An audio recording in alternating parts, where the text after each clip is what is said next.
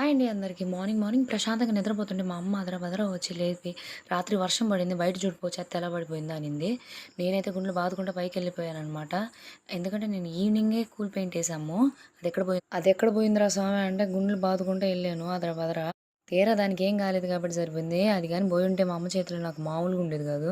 అప్పటికి నిన్న చెప్తానే ఉంది మా అమ్మ, "వద్దే రేపేసుకోండి వర్షం వచ్చేలా ఉంది ఎందుకని." మనకి ఆతృత ఆగదు కదా! సో, అందువల్ల అదర ఏసాము తేంగాలనే. ఊరికే కదా అనేది పెద్దోళ్ళ మాట ఇనాలి అని.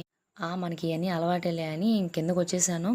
ఇంక వచ్చేసాక మా అమ్మ మొత్తం క్లీన్ చేద్దాం రా అనింది. నేనింత క్లీన్ చేయలేను. నువ్వు చిమ్ము నేను కడిగేస్తాను అని చెప్పాను. మనం కడగతామా అంత ఒళ్ళు బద్ధకం కదా! అందుకే పైప్ పెట్టేసాను. మొత్తం నీట్‌గా వచ్చేసింది. ఎంత తళతళా మెరిసిపోతుందో నీళ్ళు పట్టేసాక మా ఇల్లు. మరి ఇంత పని చేశాక ఆగలేదా? అందుకే మా మార్నింగ్ హెల్తీ డ్రింక్ తాగేస్తున్నాము. మీకైతే ఇప్పుడు బాయ్ బాయ్ చెప్పేస్తుంది Sahasra. And thanks for watching. Please subscribe.